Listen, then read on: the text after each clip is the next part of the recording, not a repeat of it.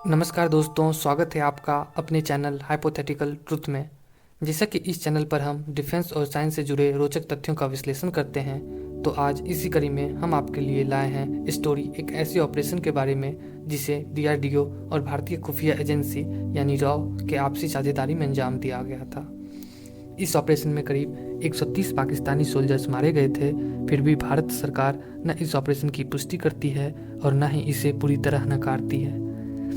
तो दोस्तों, ये इस ऑपरेशन का नाम है ऑपरेशन वाइट वाश। तो चलिए विस्तार से जानते हैं इस ऑपरेशन के बारे में। तो दोस्तों, ये बात है अप्रैल 2012 की।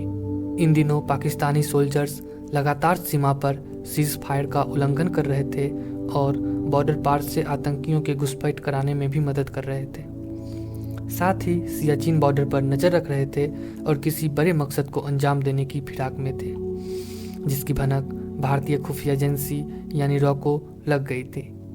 फिर रॉ ने गुप्त रूप से पाकिस्तानी आर्मी को सबक सिखाने की तैयारी करने लगी, जिसमें रॉ का साथ डीआरडीओ और इसरो के खुफिया मिलिट्री इकाई ने दी। इसमें इसरो के द्वारा सबसे पहले सियाचिन के आसपास के पाकिस्तानी चौकियों की सैटेलाइट द्वारा तस्वीरें ली गई और एरियल स्कैनिंग की गई, और इसकी पल पल की रिपोर्ट ज़मीनी स्तर पर डीआरडीओ और रॉ को दी जाने लगी, जिससे उन्हें प्लानिंग करने में बहुत मदद मिली।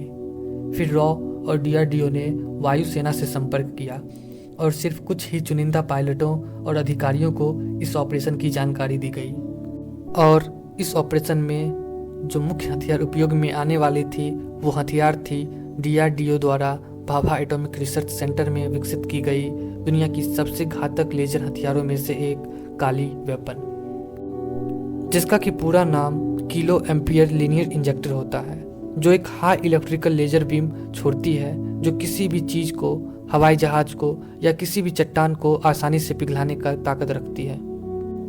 तो प्लान ये था कि काली वेपन से सियाचिन के पास के पाकिस्तानी चौकियों वाले पहाड़ का एक टुकड़ा लेजर वेपन से पिघला दिया जाए और वहां अब तक का सबसे बड़ा एवलांच लाया जाए, जिससे पाकिस्तानी चौकियां बर्फ के नीचे दब जाए और अपने नापाक मंसूबों में फेल हो जाए।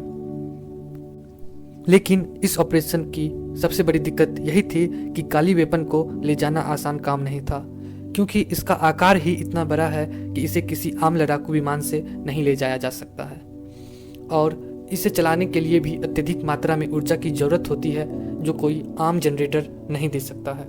तो फिर इसके लिए मसौदा एक प्लान तैयार किया गया। वो ये था कि इसे वायुसेना के उस समय के सबसे बड़े मालवाहक विमान IL-17 से ले जाया जाएगा। लेकिन फिर भी कई चुनौतियां थी कि इसे बिजली कहाँ से मिलेगी, क्योंकि इसे चलाने के लिए तो काफ़ी मात्रा में बिजली की ज़रूरत पड़ने वाली थी। तो इसे चलाने के लिए एक जेट प्लेन के इंजन को यूज़ करने का प्लान किया गया। तो सारे प्लान बन जाने के बाद बात ये थी कि काली वेपन को भाभा एटॉमिक रिसर्च सेंटर से मुंबई से सियाचिन ग्लेशियर तक कैसे ले जाया जाए, और ये भी कि पाकिस्तान और उनके जासूसों को भनक तक न लगे। तो इसके लिए भी एक प्लान तैयार किया गया। सबसे पहले काली वेपन को मुंबई से किसी अज्ञात मार्ग से कटक ले जाया गया। फिर वहां से उसे IL-17 में लोड कर दिया गया और फिर वहां से काली वेपन को हवाई मार्ग से सहारनपुर एयरबेस ले जाया गया, जहां उसे सुरक्षा के लिए 2 सुखोई और 4 MiG-21 को उसके साथ कर दिया गया। साथ में एक मिड एयर रिफ्यूलिंग को भेज दिया गया ताकि इमरजेंसी पड़ने पर उसे हवा में ही रिफ्यूल किया जा सके। वो तारीख थी 7 अप्रैल 2012 की और समय था सुबह के लगभग 5:40 का। IL-17 सियाचिन पहुंच चुका था और वहां पहुंचते ही काली वेपन को चला दिया गया और हाई वोल्टेज लेजर जाके पाकिस्तानी पहाड़ी से टकरा गई, जिससे पहाड़ी का एक हिस्सा पिघल गया और वहां अब तक का सबसे बड़ा एवलांच ला दिया गया, और इससे लगभग 300 किलोमीटर प्रति घंटा की रफ्तार से बर्फ पाकिस्तानी चौकियों की तरफ बढ़ गई। पाकिस्तानी सेना जब तक में कुछ कर पाती बहुत देर हो चुकी थी, और इससे करीब 80 फीट मोटी बर्फ के नीचे पाकिस्तानी चौकियां दब गई और इसमें करीब 130 पाकिस्तानी सोल्जर्स मारे गए। पाकिस्तान ने इस मामले को हमला करार दिया और अंतर्राष्ट्रीय मंचों पर इसे उठाने की कोशिश की, लेकिन सबूतों के अभाव में उन्हें उसे दबाना पड़ा। तो उम्मीद है कि ये कहानी आपको पसंद आई होगी, तो कृपया इस वीडियो को लाइक कर दें और हमारे इस चैनल को सब्सक्राइब कर लें।